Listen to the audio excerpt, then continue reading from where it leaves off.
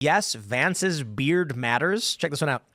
One of the first bits of nonverbal communication to appear in the debate was on J.D. Vance's face, his beard. As Politico magazine has noted before, Vance is the first White House wannabe to wear facial hair in 80 years. Our appearance is fundamental to our body language, and research indicates that voters see beards as, surprise, surprise, more masculine. That can be positive to some, reading as strength and competence. But to others, especially women, it can be negative, conveying aggression and opposition to feminist ideals. And win? The beard is a sign of oppression. Hannah Claire, in your general opinion as a woman, do women like beards? Thank you. You got two men here with beards, you got two without a beard. So look, women do like beards. I mean, maybe not all of them. They're not a universal species, but I actually think the beard is sort of number one, I actually think it's to cover up the fact that he's kind of a baby face. But two, because beard is the contour of men. You know what I'm saying? Yeah. And two, I actually think in some ways it's an ode to his Appalachian ties. I have never seen so many beards, especially like long, full beards, as when I moved to West Virginia.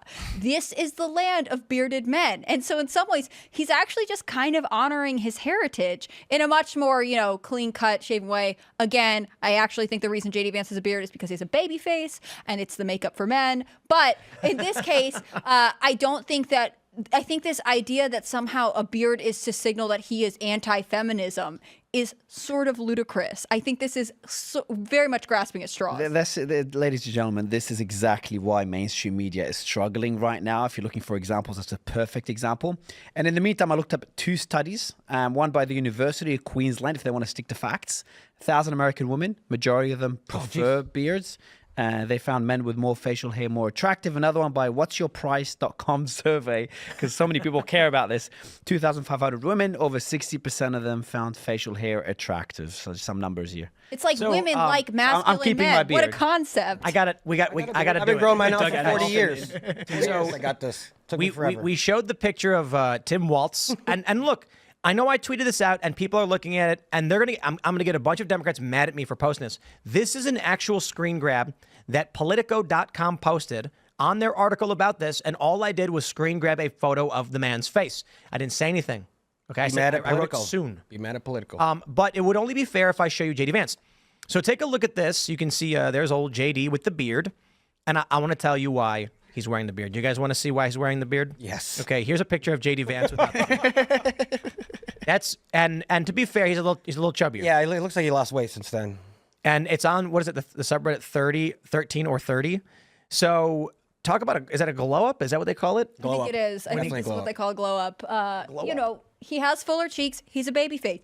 But I actually don't even think that is not in his favor. I mean, he stood on that stage and he's like, I'm 40 and I have 3 kids and I'm married. Like, there are so many Americans who look at that and say, goals, ideal, this is it. The beard is great. Look a little bit older, look like a little bit outdoorsy, whatever. But it's not an oppressive signal. It's because he has a baby face. I think it shows you how much our country hates men, where this political writer is annoyed by the fact that somebody has a beard.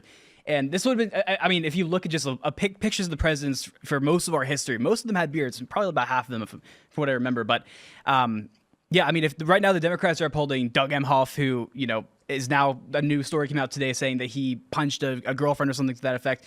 And Tim Walz, these are paragons of masculinity, and these are who we should emulate instead of a guy from the Midwest, who's 40 years old, has 3 kids and a wife, and is happily married and has a normal set of relationships.